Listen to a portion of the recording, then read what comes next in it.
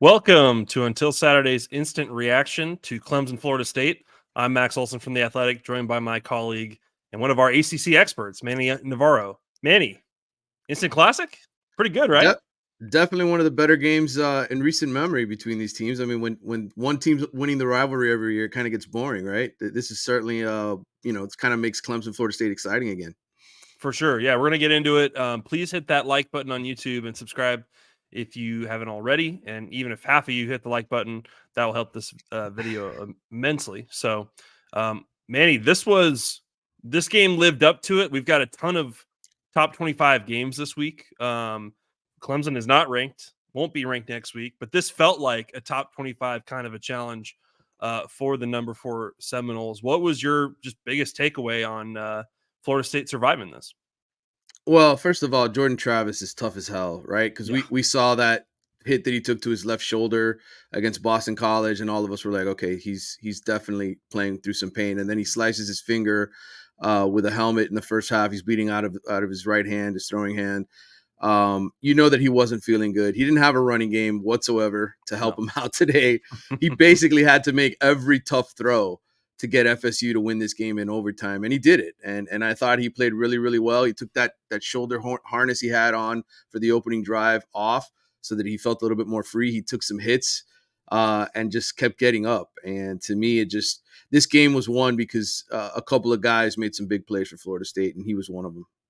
Yeah, I heard Reese Davis say on game day this morning, like, "Oh yeah, they're saying he's 100%, nothing to worry about." Pretty early in that game, you're like, "Oh, I'm not sure it's 100%." And that's a credit to Jordan Travis, right? I mean, that's just a credit. Yeah, They cannot take him off the field. He's the guy that makes it all go. And even if his hand's not 100 and his non-throwing shoulder's not 100, he's got to be out there. And so I agree with you. Super impressed by him. Really no run game to lean on in this one. But you've got the world's best safety blanket and Johnny Wilson to just constantly throw it up to, and then Keon Coleman at yeah. the end there in overtime, just one of the best catches of the day to win that game. Yeah, and I would say Clemson probably leaves this game today feeling like they blew it in several Mm. fronts. Obviously, the 30-yard missed field goal at the end of regulation, but they were up 24-17, and nobody picks up Kalen DeLoach on that blitz, Oh my and Cade goodness. Klubnik doesn't even see him coming and just rocks his world. And that was obviously such a huge play for Florida State. Look, this is what good teams do. Some days your offense isn't humming, right? Sometimes your defense isn't playing great and you just need to make plays. And kudos to those guys. You know, you mentioned Keon Coleman. He's such a stud. I mean, to me, I watched him in that game against LSU and was just so blown away in the opener, thinking this guy is definitely one of the best receivers in college football, hands down. And those guys made plays, and that's what it takes. You know, that's what it takes to win these kind of games. Yeah, this was. I thought it was interesting the way Clemson. I thought Garrett Riley did some good things in this game. I thought Cade Klubnik Yeah, did some good things. It was obviously going to take an extremely mature performance by Cade Klubnik to pull off this upset, and there were some moments of inexperience that kind of popped up in that game. But Clemson, I think, had a pretty effective plan. I think it sort of seemed like they're just yeah, trying to get 5 yards of play, right? Just kind of keep it moving.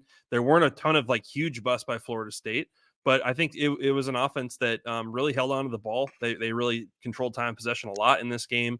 Outdid them in terms of total plays, 79-57. Like that's a pretty big gap. So I think yeah. Clemson kind of played the game they wanted to play, and it kept it a close game. Florida State didn't have a lead until they took it in overtime. So in a lot of ways, things went right for Clemson. But man, that play by Kalen DeLoach that you mentioned, which will, probably you'll see on SportsCenter top 10 at the end of the night. Like I thought that was the kind of play that like a team that has a chance to make the playoff makes Yeah. in a game like this. You know what I mean? I think that it's easy to look at this and maybe get, you can nitpick the things Florida State did wrong. You can combine the last 2 weeks and say, man, they're playing some close games. I don't know if they're going to just roll through here. Right. But I thought that play by Deloach to tie it up, and then just the way that they handled their business in overtime, I thought was really impressive. And I think when you consider the recent history, yeah, as you alluded to, of Florida State Clemson, that one means a lot to Mike Norvell. Yeah, there's no question. They needed to get over this hump, and if they lose this game, who knows what happens to FSU the rest of the season. Jordan Travis, we've mentioned, he's already playing banged up. They're short their left tackle. this would have been a very deflating loss, right? You go in as a favorite. This is your opportunity. And right off the bat, Clemson had the lead. They were in control basically most of this game. And oh, by the way, Clemson was without some of their best players either, right? Yeah. I mean, I think their starting right guard was out. They're missing Antonio Williams. And so those guys were playing really well for them as well. I think looking long term, Max, and you ask yourself, can Florida State run the table, right? Like, is this maybe the biggest hurdle on their schedule? Duke is not going to be an easy game, but it's a home game for them. They got Miami at home. I think as long as Jordan Travis keeps trotting out there, you'd have to say Florida State's favored in every game left on their schedule, right? I mean, this is a team that can go undefeated now. I think so, and I think Vegas will see it that way, and I think that they will trot Jordan Travis out there with pretty much any malady at this point, right? I mean, I Yeah, think that they kid have no is choice. not coming out of the game. He just refuses, and that it's just so impressive. I think you're right. They've got a 3-game home stretch coming up here with Duke being the third one there in mid-October. So a couple kind of take care of business games coming up here, Virginia Tech and Syracuse, but I'm with you. Like, I think the expectations now is that Florida State is a top 4 kind of team. I think this was a real prove it kind of game for them. Even if you don't love this Clemson team, I mean, it's still tough to go out to Death Valley and pull one of these off. And it took more than 60 minutes to do it with this one. What did you think of on the Clemson side? I think people will probably obviously circle some of the late game stuff there, whether it's letting the clock run Yeah, out at the end of regulation. The one that really drove me crazy, Manny, the 3rd and 1 screen in overtime. yeah, It's a great job by Renardo Green to blow it up, get the TFL, and put him in a bad spot on 4th and 2. But that, when you're consistently getting stuff with Shipley and Maffa, yeah, I didn't love that call, and yeah. certainly it put them in a really tough spot for the last play of the game. I 100% agree with you. I mean, look, Clemson ran for 146 yards in this game. I think FSU finished with 22 yards Yeah, rushing or something like that. yeah, that's right, 22. Yeah, They clearly were owning the line of scrimmage in terms of being able to push the pile and move forward. You get into a 3rd and 1 like that in overtime. Do you really want your freshman, your second year freshman quarterback to throw a quick wide receiver screen? I mean, when you've been pushing the pile and you got Maffa back there, I just didn't understand the play call either. So to me, it's that I really can't blame the kicker, right, for missing the 30-yard yeah. field goal. Oh, we gotta talk Like about it's that. just Yeah, yeah. I mean, we haven't even got into that, but like to me, I think some people may blame Dabo for this and say, oh, he blew it with play calls. I just think this is again, he doesn't have a kicker. What are you going to do? He goes and pulls in that walk on. pulls in a dude off the street. Yeah, Yeah, I mean, you basically pull him back right from his job or whatever. It is what it is, man. Like I think ultimately what we're maybe Dabo does, and we've talked about. I know that this has been a topic ad nauseum, is just the transfers, right? Like you gotta. I think, and I guess the bigger question long term, Max, is do you think this changes his mind now, right? Because this kind of dethrones Clemson, right? I mean, as far as being the ACC team to beat, so to speak. yeah. I think you're right. Even if Dabo, like, I don't think we're all sitting here thinking Dabo's got to go, full coach prime this offseason, but you at least got to start replacing what you lose, right? I mean, Right.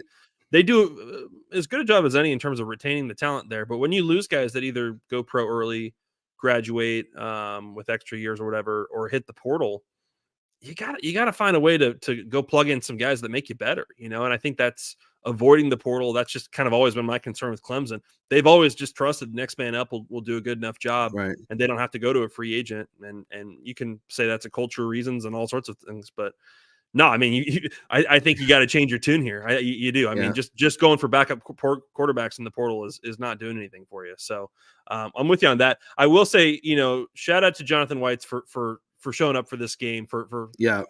after retiring from the sport. I mean, it was Right. a hell of a story. It was a hell of a Yeah. story. And then when he hits the 30-yarder in the first quarter, and they show the parents in the stands and stuff, it's a great moment. You feel awful when, I mean, he lines up for the game winner there with a minute 40, minute 50, minute 45 left there, 29-yarder right down the middle. Ugh, Yeah. that That's to see that's that gonna miss. stick with him for a while. McDonough had a great call on that. McElroy said, "Oh, it's a setting up for Hollywood ending there," and Yeah. McDonough said, "Well, the writers are on strike right now."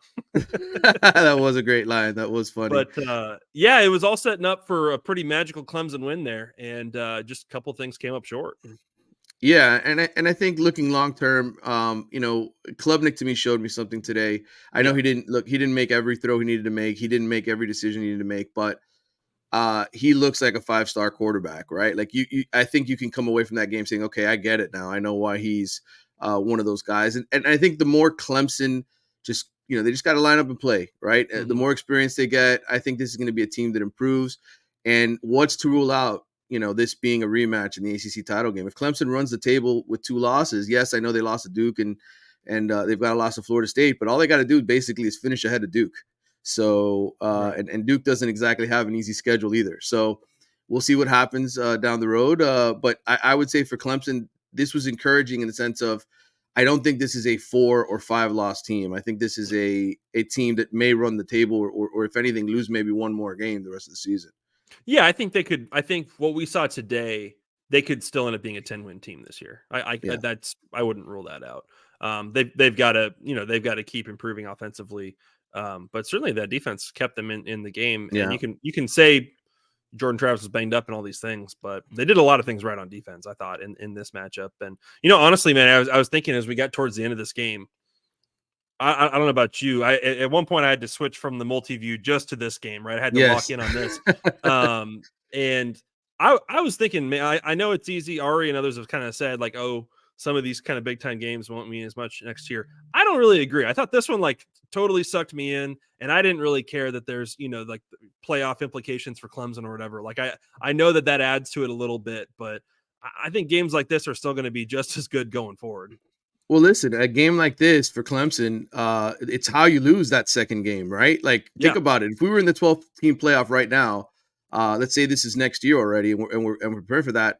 If Clemson runs the table after this and they finish 10-2, how do you say they're not a playoff team when they've played Florida State that tough, right? So, right, to right. me, all these games, how you lose games, and how you sort of recover from it is what's going to make the difference starting next year. And so, Yeah, there's going to be plenty of well reason to said. watch these games. Well said. Well, last thing here, how do you feel in terms of this ACC race? Hmm. It's still early. We're still in Yeah. September, but how do you feel like this is kind of setting up now?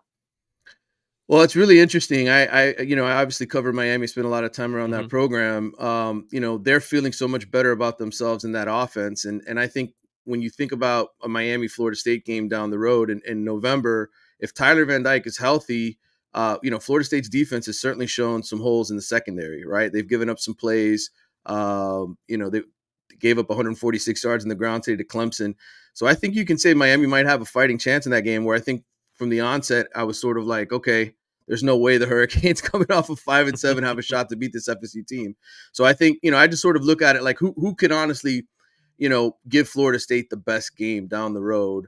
Yeah, I think, Riley Leonard and Duke, they're going to be well coached. They're going to play well in that game, but I don't know that they have the firepower. I think Riley Leonard's thrown 1 touchdown pass so far this year.